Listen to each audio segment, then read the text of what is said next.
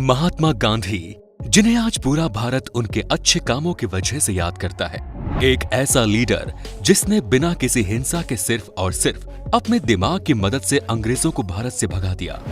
जहां एक और अहिंसा का पाठ पढ़ाने वाले गांधी जैसे महान इंसान ने हमारे देश में जन्म लिया, वहीं दूसरी ओर नाथूराम गोडसे जैसे गांधी के हत्यारे ने भी हमारे देश में जन्म लिया। भले ही इतिहास में नाथूराम गोडसे को एक बहुत ही सनकी आदमी बताया जाता हो, पर सच्चाई तो यह है कि आज हमारा देश महात्मा गांधी और नाथूराम गोडसे के बीच बटा हुआ है। जहां कुछ लोग नाथूराम गोडसे को हत्यारा मानते हैं, तो वहीं कुछ लोग ये भी मानते हैं कि नाथूराम गोडसे ने महात्मा गांधी को मारकर अच्छा किया। पर क्या सच में नाथूराम गोडसे ने महात्मा गांधी को मारकर अच्छा किया था? और ऐसी क्या मजबूरी आ गई कि गोडसे को अपने आदर्श गांधी जी को ही मारना पड़ा? यही सब समझने की कोशिश करेंगे हम आज के इस वीडियो में, तो बने रहिए हमारे साथ इस वीडियो के अंत तक।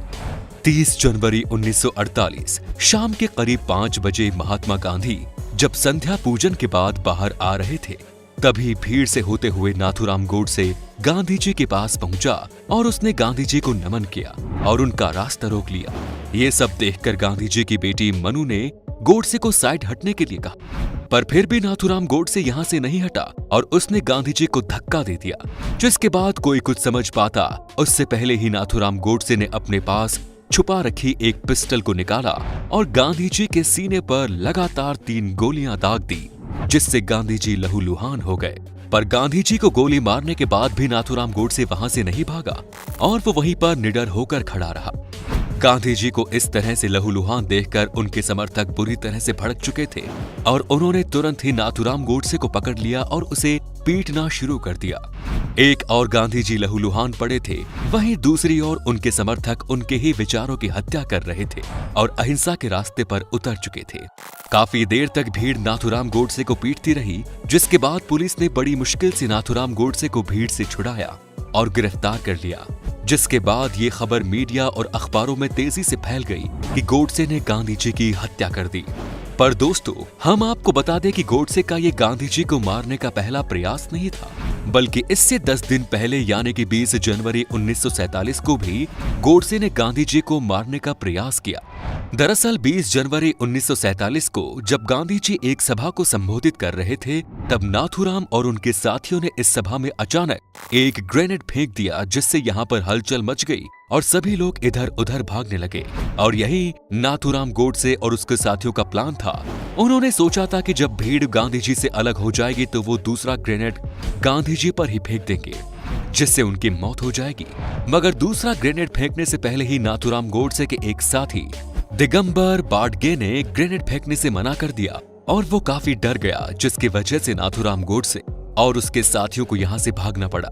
यहाँ पर नाथूराम गोडसे का एक साथी मदन लाल नहीं भागा, जिसके बाद पुलिस ने उसे गिरफ्तार कर लिया और इस हमले में शामिल नाथूराम गोडसे और उसके सभी साथियों को ढूंढने की कोशिश शुरू कर दी। वहीं दूसरी ओर अब नाथूराम गोडसे और उसके सभी साथी अलग अलग हो चुके थे।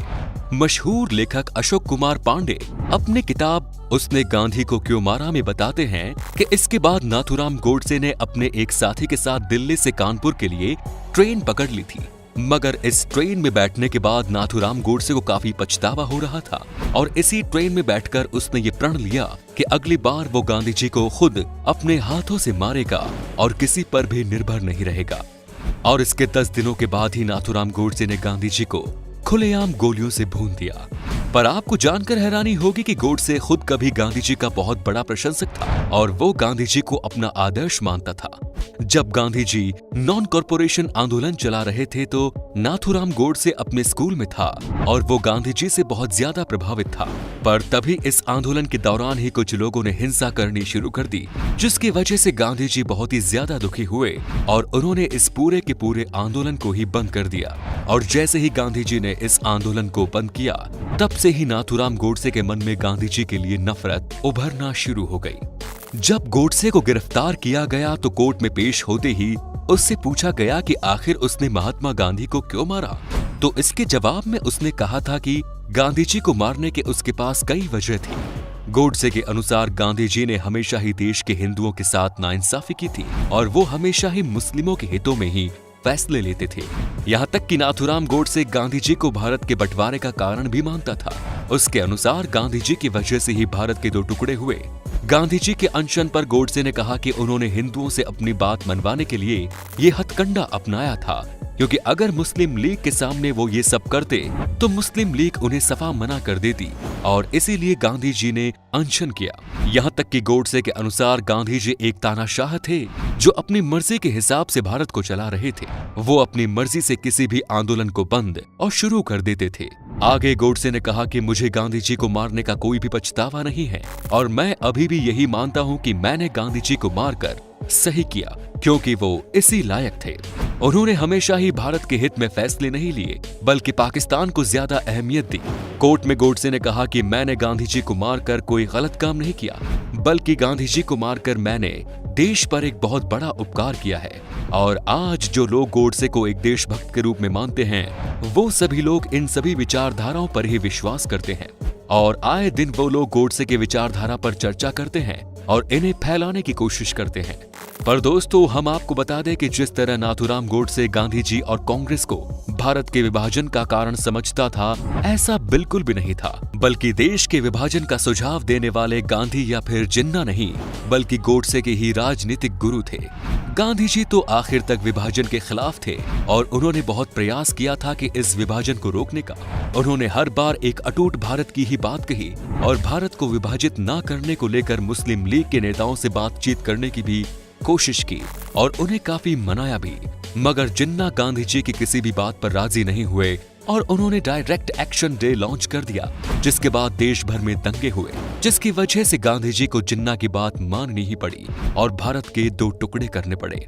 मगर विभाजन के बाद भी गांधी जी भारत में हिंदू और मुसलमानों को एक साथ मिलकर रहने की बात करते रहे और गांधी जी की बदौलत ही उस समय विभाजन के बाद भी बहुत से मुस्लिम पाकिस्तान में नहीं गए और भारत में ही रहे, जिसके बाद उन्होंने भारत में रहकर ही हमारे देश को आगे बढ़ने में सहायता की। रही बात गांधी जी के नॉन कॉरपोरेशन आंदोलन को बंद करने की, तो ये गांधी जी का एक सही फैसला था, क्योंकि इस आंदोलन को इसीलिए शुरू किया गया था ताकि लोग अहिंसा के साथ अंग्रेजों के सामने अपनी मांग को रख सके। लेकिन जब इस आंदोलन के दौरान हिंसा भड़कने लगी तो फिर इस आंदोलन के मुख्य उद्देश्य को ही ठेस पहुंची और इसीलिए गांधी जी को इस आंदोलन को बंद करना पड़ा। मगर ऐसा बिल्कुल भी नहीं है कि इस आंदोलन को बंद करने के बाद गांधी जी अंग्रेजों के सामने झुक गए थे। इसके बाद भी गांधी जी ने बहुत से ऐसे आंदोलन किए जिसमें वो अंग्रेजों के सख्त खिलाफ थे। जो लोग गांधी को हिंदू विरोधी बताते हैं वो इस बात से अनजान हैं कि उस समय गांधी जी सभी धर्मों को भारत में एक समान हक दिलाने पर काम कर रहे थे और वो पिछड़े वर्ग के लोगों को समान अधिकार दिलाना चाहते थे। गांधी जी चाहते थे कि भारत में सभी धर्मों के लोग मिलजुल कर रहें और पिछड़े वर्ग के लोग भी समाज में सर उठाकर जी सके। हालांकि नाथूराम गोडसे भी पिछड़े वर्ग के लोगों को समान अधिकार दिलाना चाहते थे, मगर फर्क सिर्फ इतना था कि गांधी जी सभी धर्मों के लोगों को समान अधिकार दिलाना चाहते थे, जबकि नाथूराम गोडसे सिर्फ और सिर्फ हिंदू धर्म को ही आगे बढ़ाना चाहते थे और वो बाकी धर्म के सख्त खिलाफ थे। पर गांधी जी सभी धर्मों को लेकर एक थे और इसी वजह से कुछ लोग उन्हें हिंदू विरोधी भी कहते थे और उनके जीवन पर भी सवाल उठाते हैं। गांधी जी का जीवन भी इतना साफ सुथरा नहीं था कि लोग उन पर सवाल न उठाएं। गांधी जी ने भी कई ऐसे फैसले लिए जो उन्हें नहीं लेने चाहिए, लेकिन गांधी जी के इन फैसलों की वजह से क्या उनकी हत्या कर देने का फैसला सही था? इस पर आपके क्या विचार है दोस्तों? कमेंट्स में जरूर बताएं। खैर, गांधी जी की हत्या करने के बाद नाथूराम गोडसे को भी फांसी की सजा सुनाई गई, जिसे गांधी परिवार के कुछ लोगों ने वापस करने की अपील भी की, लेकिन कोर्ट ने उनकी अपील को बर्खास्त कर दिया और नाथूराम गोडसे को फांसी की सजा दे दी गई। इस केस में मुख्य जज G.D. गोसला के अनुसार गांधी जी को मारने के बाद नाथूराम गोडसे को अपने अंतिम दिनों में इस बात का पछतावा भी हो गया था कि उसने गांधी जी को मारकर सही नहीं किया। नाथूराम गोडसे को फांसी पर चढ़ाने के बाद आरएसएस पर भी बैन लगा दिया गया। हालांकि आरएसएस ने कहा कि नाथूराम गोडसे ने सन 1930 में ही आरएसएस की सदस्यता छोड़ दी, पर नाथूराम गोडसे के भाई ने आरएसएस पर आरोप लगाते हुए कहा कि नाथूराम गोडसे के अंतिम दिनों में आरएसएस ने उन्हें अकेला छोड़ दिया। हालांकि पूरी सच्चाई तो कोई भी नहीं जानता और ये हमने आपको जो कुछ बताया है ये इतिहास में लिखा हुआ है। फिर भी आप इसके बारे में क्या सोचते हैं? कमेंट्स में जरूर बताएं। धन्यवाद।